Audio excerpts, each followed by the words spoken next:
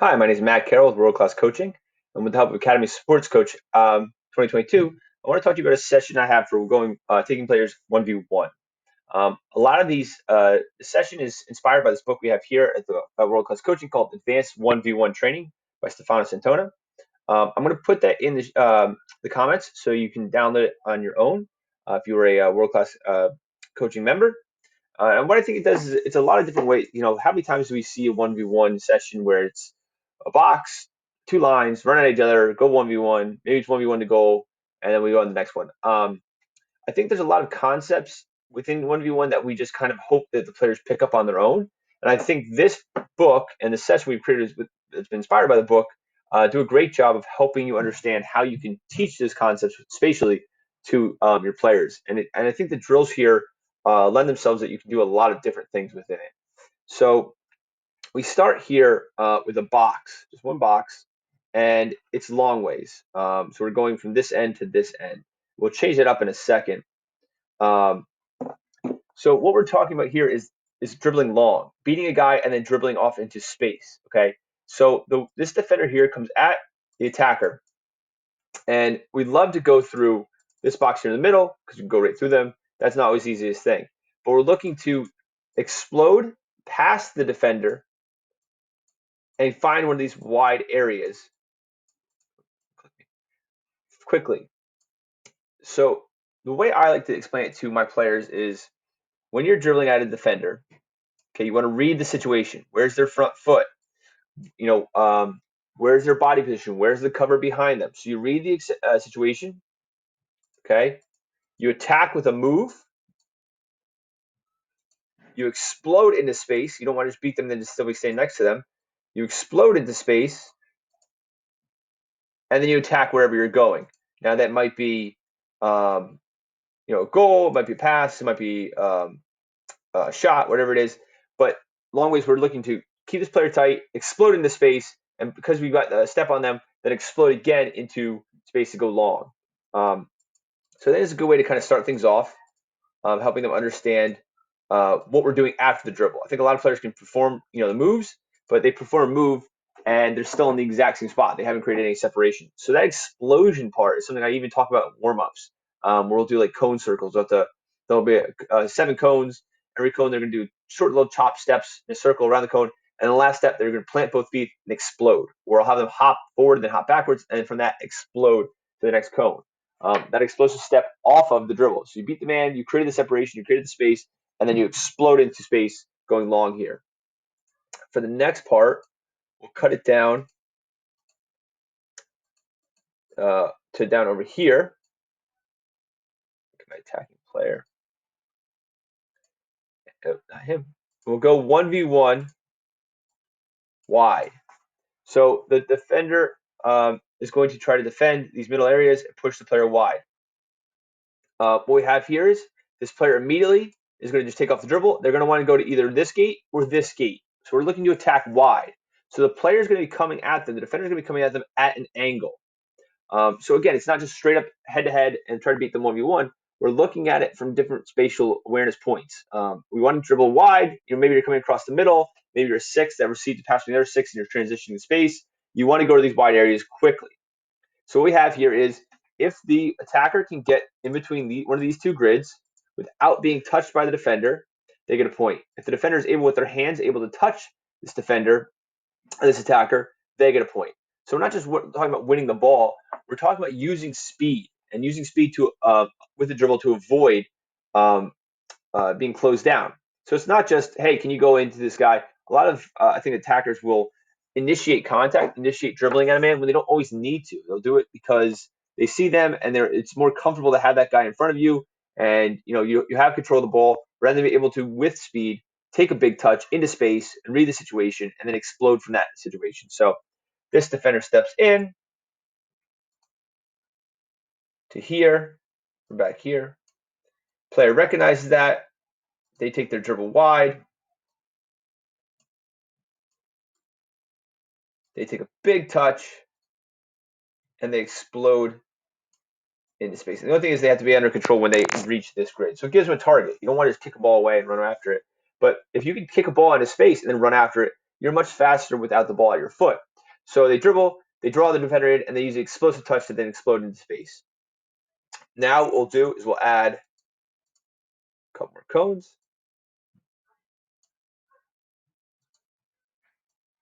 here.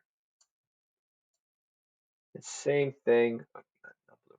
We'll have a second grid. So the initial player has beaten the first man. This is going to increase the difficulty now because there's going to be another defender in another box where they need to dribble quickly to the wide areas. So this defender here will then probably try to break on the ball, and this player will then have to use the dribble. Maybe if they're late on the game, they can go this one, but usually what's going to be is this defender is going to come this way. Here, this player then is going to have to dribble this way and then explode into space to try to beat them this way. Again, we're trying to dribble in this situation, not engage 1v1 particularly. Like we're trying to go through them, meg them, cut them, whatever it is. But we're trying to get them off the ball before they can get touch tight to make a movement so that we can then use that pace to explode into a wide area. So now you've made it, you have to make two decisions. So you've beat the first man, and how many players lose the ball after they beat the first man because they dribble into the cover. And here you're reading the secondary ball. You beat your first man, you've dribbled into space, you're in a good position, but now you're trying to create a situation where, okay, now I need to go past a second guy because the cover slid over and they're in a defensive position to defend me. So then he explodes after the second ball into a different space. So here I'm just going to reset. It'll be easier to reset this because the next stage is going to be 4, 5, 6, 7, 8 is going to be combining all of the things we've done so far together. So you've got your initial grid, you've got your secondary grid,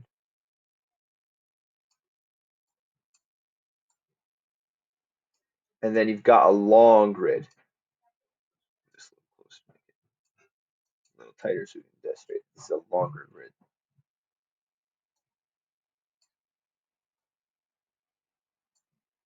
A couple more. So this is the long grid. We're at the middle here. And now we're adding definitely some, because you're doing so much 1v1, you're definitely adding a fitness element to this. So we have our first goal here, first wide goal here, second wide goal here, second wide goal here. We'll create long goals over here. So now you're adding a number of elements to this game beyond just two grids. So the first player, we have a defender here, defender here, defender here, defender here, defender here. So the attacking player, this first initial attacking player, they dribble here, right? They get to the wide area, great. Now we're going to add another player here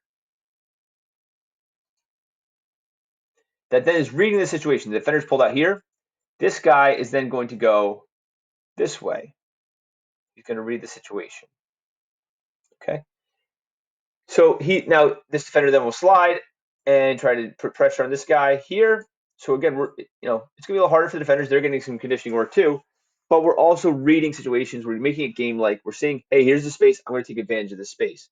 Once this player then breaks this grid, right? They're going to go into the long space, and they're going to do the exact same thing, but they're dribbling long. So this player gets here, initial move, get around them, and go to one of the corner areas here. And then every time one of the players leaves the grid, so they break through and they're able to get past the defender, another guy goes. So it's just continually kind of going and going and going. So every grid has someone activated.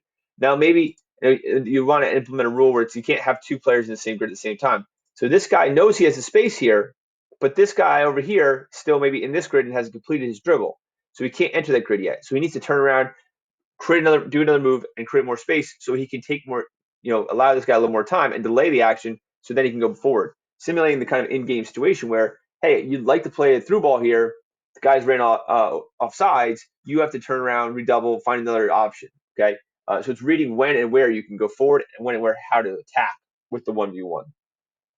Um, so I'd love to hear in the comments some of the things that you guys do for your 1v1 drills to make it a little more creative and to teach this concept of dribbling, not just to beat your man, but dribbling to beat your man and go to space. So if you have any of those, please send out in the comments. And I'll also leave in the comments the link to purchase this book, Advanced 1v1 Training, if you're a member of World Class Coaching. So again, my name is Matt Carroll with World Class Coaching and the Helping Academy Sports Coach. Today's session was on 1v1 training, and I hope it finds you well.